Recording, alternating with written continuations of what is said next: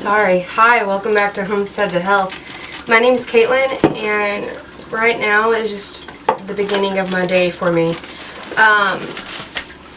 Believe it or not, me, the nightiest of night owls, I can easily stay awake until like 2 or 3 o'clock in the morning. I'm finally getting on a morning schedule. I'm not a morning person, and I never have been. But through a series of small alarms, I'm finally starting to get onto a good morning routine.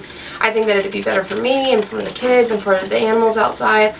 But one kind of unexpected bonus for me starting to wake up earlier in the mornings is that I don't need that night owl time anymore. I used to use that time to be alone with my thoughts, to do any kind of like daily reflections. Being a predominantly solo parent, it's hard for me to get time by myself, and so I was using my time at night as my time for myself. Now though, it's just switched. I get my time by myself in the morning. Kind of a plus to my animals being used to waiting until like 9, 10 a.m. sometimes. A plus side to that is that whenever I wake up at 7 now, that I have about 2 hours that I can brush my hair and that I can do my daily devotional and just go back to really pouring effort into myself. But that's not the reason for this vlog today. The reason for this vlog today is that, well, in just all transparency, my animals are dying, like pretty left and right. I took a video last week where I introduced my new baby rabbits, and we touched a little bit on my Atwood's chicks dying. I went on to get more chicks, and I'll show you here in a minute. I'm super proud. They're awesome.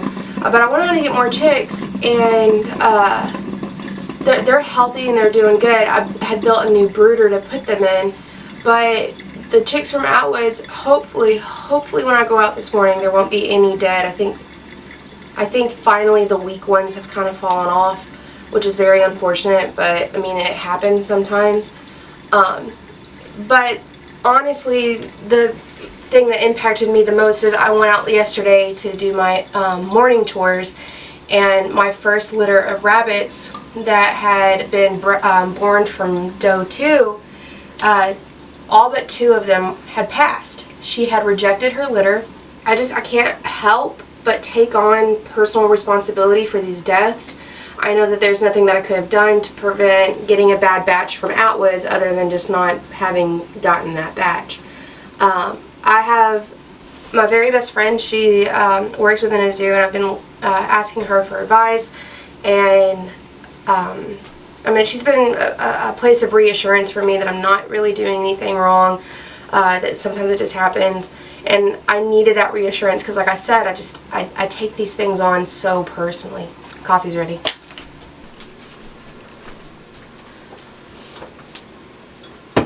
I think that's the closest you'll see to me running on camera.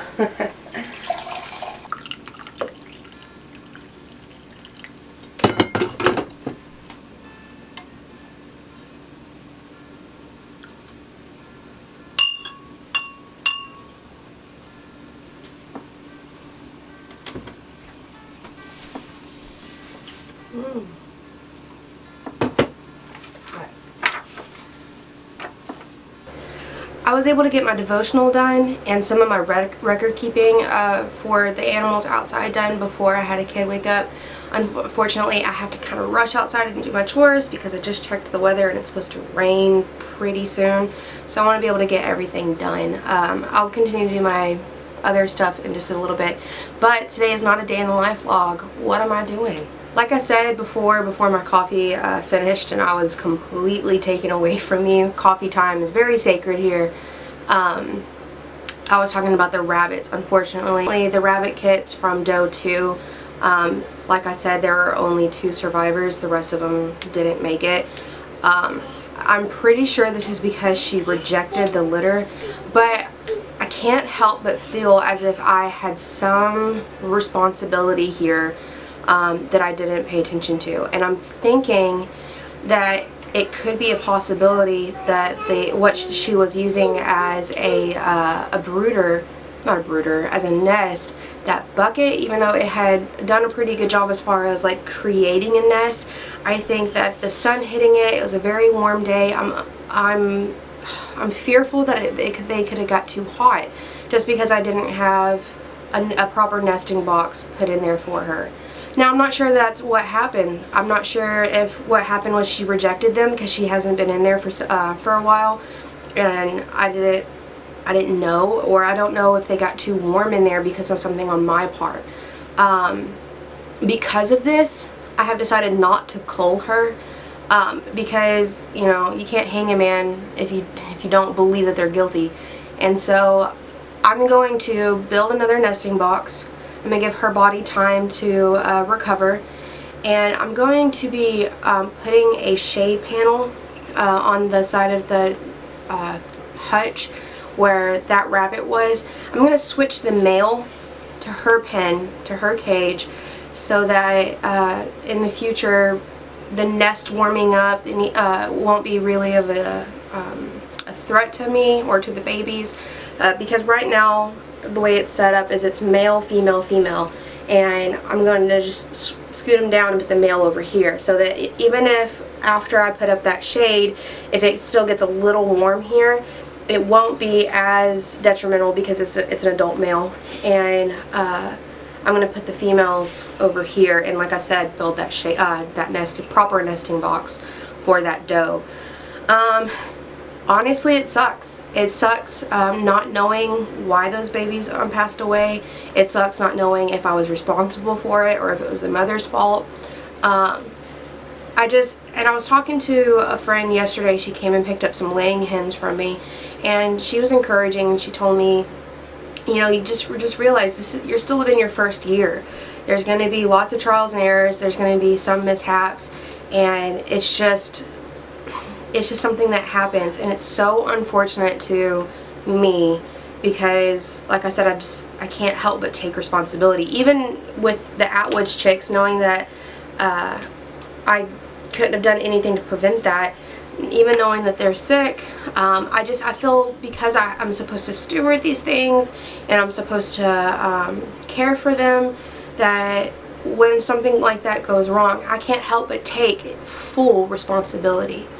But that's kind of what blows about the whole thing, and I just wanted to be very straightforward. It's a really hard pill to swallow that I could have been responsible for those kits passing away, and it's a hard pill to swallow that sometimes you just have to learn by something so terrible. But that's farming, I guess. But that's me trying to be transparent. I don't want to have a channel that only features the good of things, and it's because it's unrealistic. You know, the realistic side of things are that not everything works out, especially not the first time, and I mean, you gotta take the good with the bad. So I'm done talking. Let's go check out the good, and I'll see you in a second.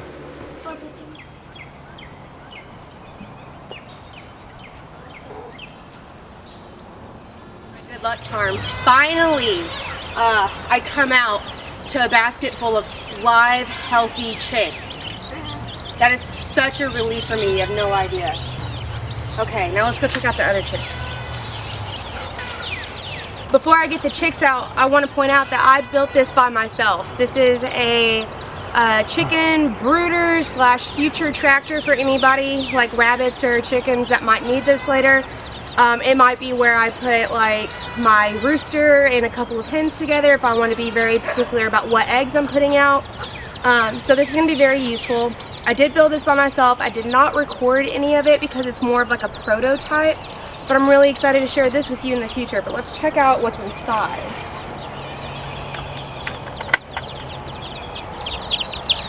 So there they are. You see the gray ones over there, those are going to be my olive eggers. And the white ones are Splash Copper Morans. They're supposed to lay like deeply chocolate eggs. And then the redheads over here, or the darker brown ones, those are going to be blue waist red Wyandottes. And that's a heritage bird that I'm really excited to have here. These chicks are doing wonderful. I haven't had a single problem out of these chicks. Make sure they got enough water, fresh food. They're doing great, so I'm happy. Everybody's screaming at me right now because it's breakfast time. Let's just see. Hi, Mama. How's it going? Okay. So this is one of the 2 remaining rabbits or kits. So this is one of 2 of the kits that I pulled from doe number 2's nest, and I put them in with doe number 1 since her babies were doing well.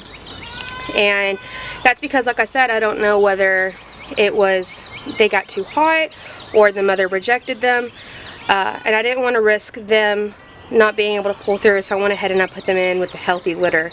And you can see that they're growing a little bit of fur, and they're very much still alive, so I'm very happy about that. Very, very happy about that. George, you alright? So the farm is really waking up right now. Everybody is screaming for breakfast. They're rearing to go. I'm not even sure you can hear me, but I have to go too. I gotta get everybody well fed and taken care of. I'm so relieved, and I mean, like, just close to tears.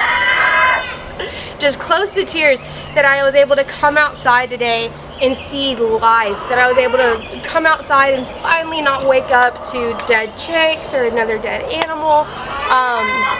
It's just been such a stroke of bad luck here lately. I'm really relieved. Doe number 2 had seemed very stressed out for this past week, and she seems to be doing a lot better. I'm just so relieved. I'm so happy.